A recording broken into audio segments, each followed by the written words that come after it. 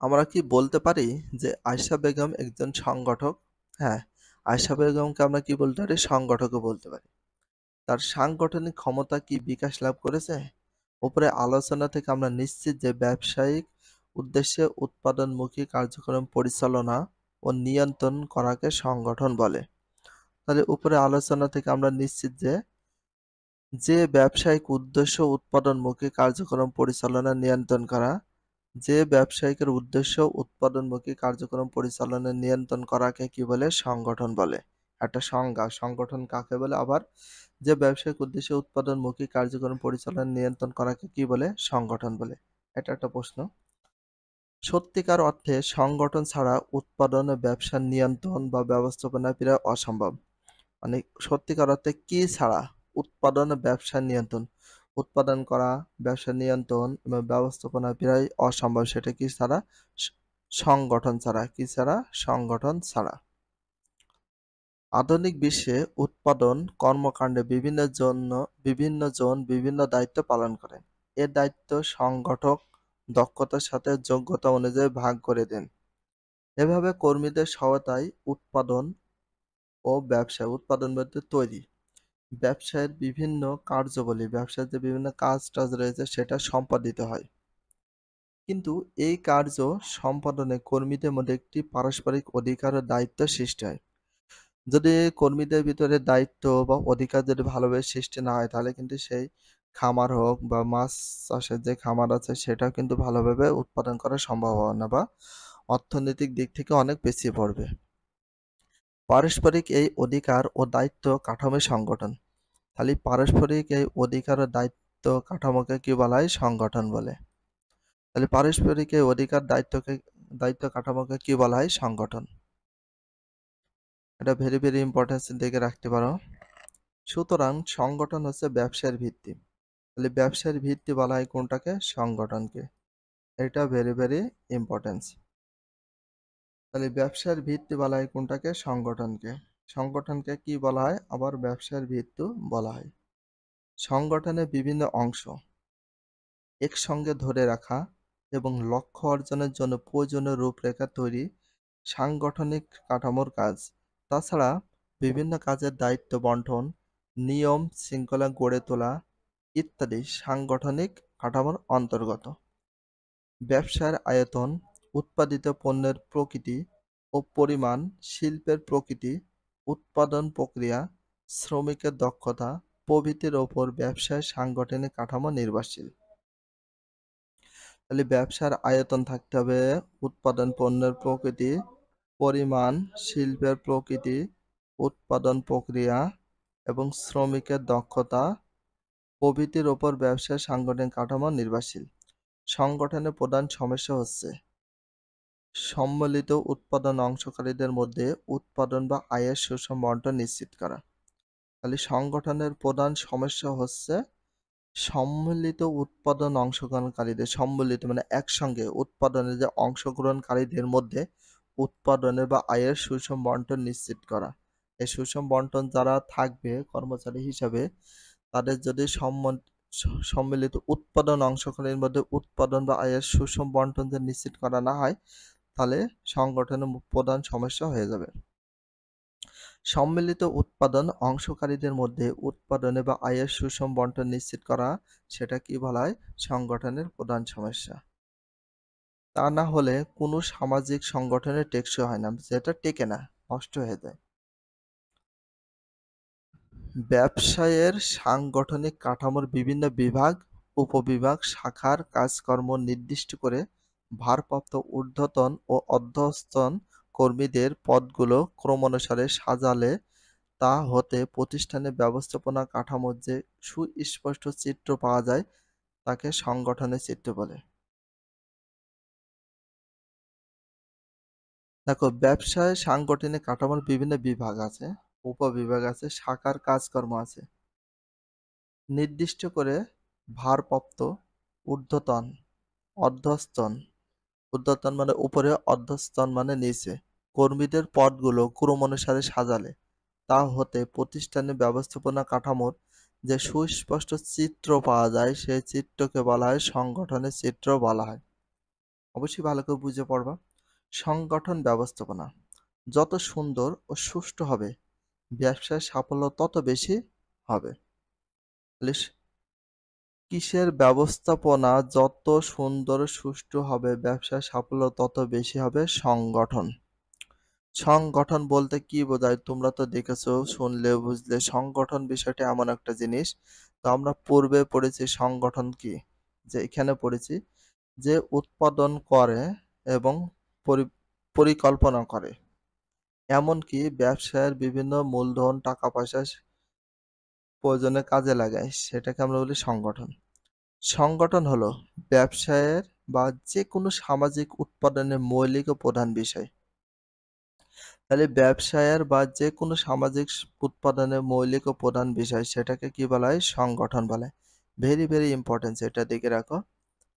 এমন প্রশ্ন আসবে, এমন ব্যবসায়ের বা যে কোনো সামাজিক উৎপাদনের মৌলিক ও প্রধান বিষয় কোনটাকে বলা হয়? সংগঠন। একটি ভালো সংগঠনের কতগুলো প্রবণতা বা বৈশিষ্ট্য থাকে, তা হচ্ছে, একটি ভালো সংগঠনের কতগুলো বৈশিষ্ট্য থাকে? ৫টি। কয়টি থাকে? ৫টি বৈশিষ্ট্য থাকে। ১ নম্বর আছে ব্যবসার উদ্দেশ্য প্রকৃতি। ৫টা বৈশিষ্ট্য বা থাকতে হবে। ব্যবসার উদ্দেশ্য থাকতে হবে এবং প্রকৃতিও থাকতে হবে। সংগঠনের ১ম ধাপে ব্যবসার উদ্দেশ্য কি হবে তা নির্ধারণ করতে হয়। ব্যবসার উদ্দেশ্য প্রকৃতি অনুসারে ব্যবসায়ের সাংগঠনিক রূপ তৈরি হয়। তাহলে ব্যবসায়ের সাংগঠনিক রূপ তৈরি করতে হয় মানে ব্যবসার উদ্দেশ্য এবং প্রকৃতি অনুসারে। ব্যবসার সাংগঠনিক রূপ তৈরি করতে হয় কি অনুসারে? ব্যবসার উদ্দেশ্য এবং প্রাকৃতিক অনুসারে। এই উদ্দেশ্য সময়ের মধ্যে রয়েছে কোনটি মুখ্য, কোনটি গৌণ, কোনটি স্বল্পমেয়াদী, কোনটি দীর্ঘমেয়াদী, তা নির্ধারণ করতে হবে। তাহলে ব্যবসার উদ্দেশ্যের মধ্যে রয়েছে কোনটি মুখ্য, আবার কোনটি গৌণ। মুখ্য মানে প্রধান, গৌণ মানে অল্প। কোনটি স্বল্পমেয়াদী মানে মেয়াদ বেশি হবে, না কোনটি দীর্ঘমেয়াদী মেয়াদ বেশি হবে, সেটা নির্ধারণ করে নিতে হবে ব্যবসার উদ্দেশ্যের ভিতরে।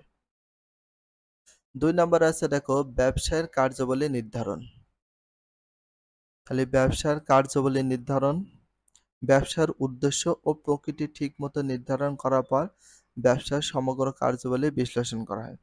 যেমন উৎপাদন, ক্রয় বিক্রয়, অর্থসংস্থান, শ্রমিক কর্মী নিয়োগ, তারপর শ্রমিক মালিক সম্পর্ক প্রভৃতি। তাহলে ব্যবসার কার্যাবলী নির্ধারণ করতে হবে কিভাবে? উৎপাদন দেখতে হবে কেমন, ক্রয় বিক্রয় কেমন আছে, অর্থসংস্থান কতটুকু আছে, শ্রমিক কর্মী নিয়োগ দিতে হবে ভালো করে, শ্রমিক এবং মালিকের ভেতরে সম্পর্কটা কেমন, সব দিকে বিবেচনা করে ব্যবসার কার্যাবলী নির্ধারণ করতে হবে।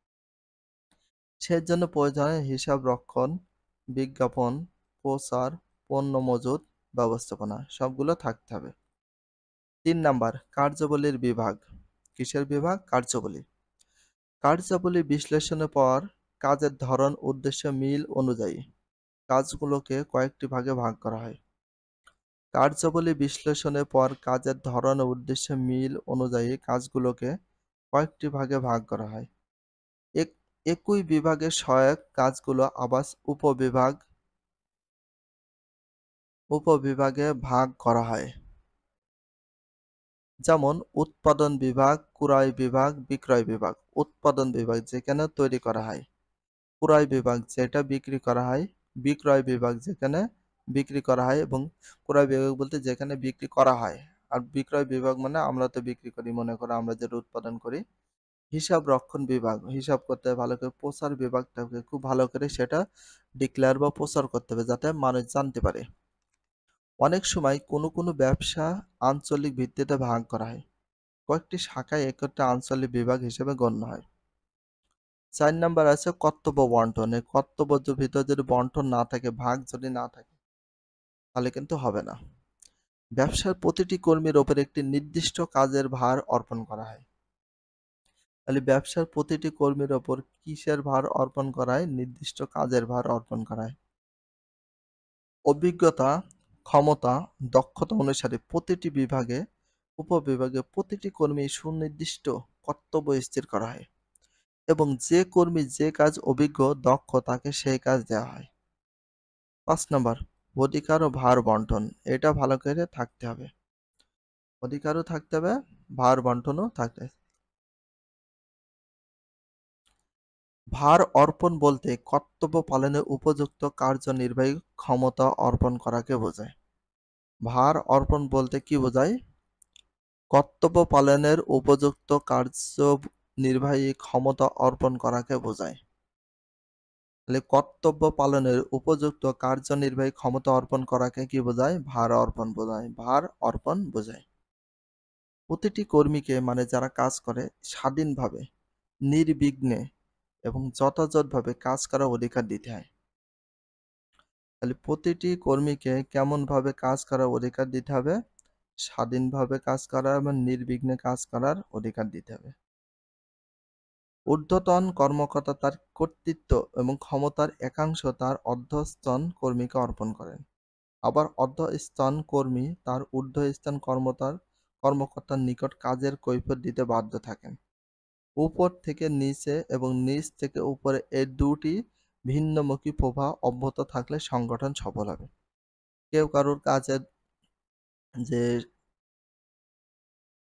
জবাবদিহিতা যদি না করা হয় তাহলে কিন্তু সংগঠনটা থাকবে না। সংগঠন না থাকলে ব্যবসা করা পসিবল না। আর ব্যবসা যদি না হয় তাহলে তো অবশ্যই ব্যবসায় লস হবে। সেই জন্য সাংগঠনিকটা খুবই প্রয়োজন। সাংগঠনিক কাজের একটি তালিকা তৈরি করো।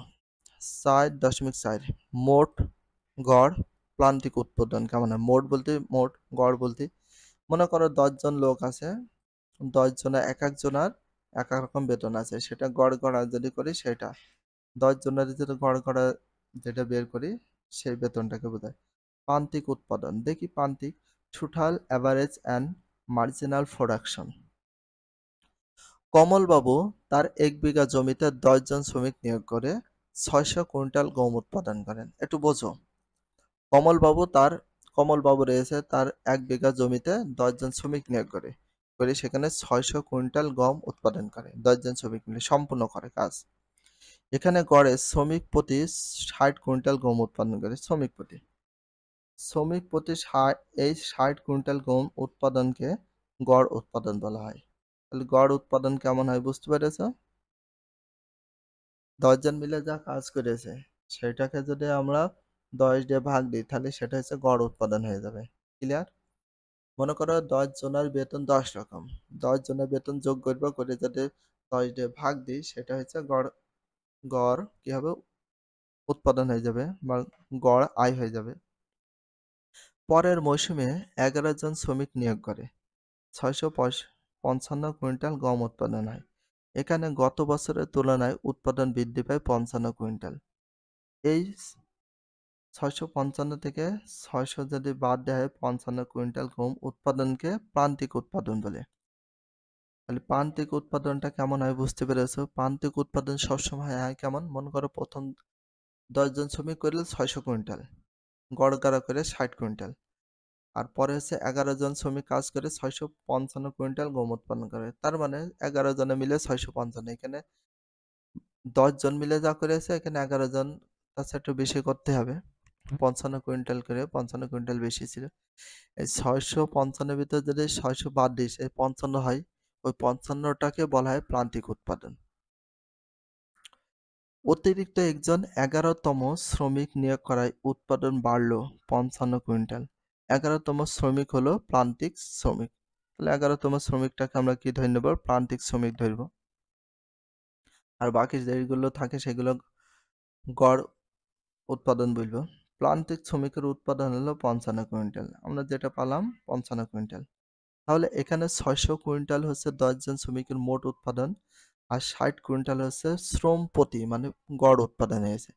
আর ৫৫ কুইন্টাল হচ্ছে ১১তম শ্রমিকের প্রান্তিক উৎপাদন। তাহলে মোট গড় এবং প্রান্তিক উৎপাদন ক্রম হ্রাসমান প্রান্তিক উৎপাদন বিধির মাধ্যমে ব্যাখ্যা করা যায়। তাহলে ক্রম হ্রাসমান প্রান্তিক উৎপাদন বিধির মাধ্যমে ব্যাখ্যা করা যায়। মোট আছে, গড় আছে এবং প্রান্তিক উৎপাদনকে ক্রম হ্রাসমান প্রান্তিক উৎপাদনের মাধ্যমে ব্যাখ্যা করা যায়। তো এখানে দেখো ক্রম হ্রাসমান প্রান্তিক উৎপাদন বিধি, ক্রমে কমতে থাকে সেই প্রান্তিক উৎপাদন বিধি, যেমন ল অফ ডাইমিনিশিং মার্জিনাল রিটার্নস। উৎপাদন প্রক্রিয়া, উৎপাদন কৌশল। অন্যান্য উপকরণ স্থির রেখে একটি উপকরণ বৃদ্ধির ফলে মোট উৎপাদন প্রাথমিকভাবে ক্রমবর্ধমান হারে বাড়ে। এক পর্যায়ে উপকরণটি আরও বাড়ালো মোট উৎপাদন ক্রম হ্রাসমান হারে বাড়ে, ফলে প্রান্তিক উৎপাদন ক্রমশ কমে। সাধারণত কৃষিকাজে বা কৃষিক্ষেত্রে উৎপাদন বৃদ্ধি করতে গেলে এই বিধিটি কার্যকর। উল্লেখ্য, প্রথম দিকে উপকরণ বাড়ানোর তুলনায় উৎপাদন বেশি হারে বাড়তে পারে। মনে করি আমাদের ভূমি ও শ্রম দুটি উপকরণ। মনে করি আমাদের ভূমি আছে, শ্রম, দুটি উপকরণ আছে। ভূমির পরিমাণ স্থির, কিন্তু প্রথমে শ্রমের পরিমাণ কম থাকায় প্রান্তিক শ্রম বৃদ্ধি পেলে প্রান্তিক শ্রমের জন্য পর্যাপ্ত ভূমি থাকে। এ কারণে প্রান্তিক শ্রমের বৃদ্ধির ফলে প্রান্তিক উৎপাদন বেশি হয়, অর্থাৎ উৎপাদন ক্রমবর্ধমান হারে বৃদ্ধি পায়, মানে জিনিসপত্র সেটা আরো বৃদ্ধি পাচ্ছে, কিন্তু উৎপাদন মানে তৈরি যেসব ফসল উৎপাদন করা আছে সেটা বাড়ানোর জন্য ক্রমাগত বেশি পরিমাণ শ্রম নিয়োগ করতে হয়। ভিডিওটি এখানে শেষ করছি। যদি ভিডিওটি ভালো লাগে চ্যানেলে সাবস্ক্রাইব করতে হলে ফলো করে দিও, তার সাথে একটা লাইক এবং একটা কমেন্ট করে দাও। নেক্সট ভিডিও পাওয়ার জন্য অবশ্যই বেল আইকনটা অল করে রাখো, যাতে নিউ ভিডিও আপলোডের সাথে সাথে সর্বপ্রথম তোমাদের কাছে নোটিফিকেশনটা পৌঁছে যায়। If you love this video please subscribe my channel, like, comment, share, hit the bell icon for getting next video. So everyone take care, love you, আল্লাহ হাফেজ, বাই বাই।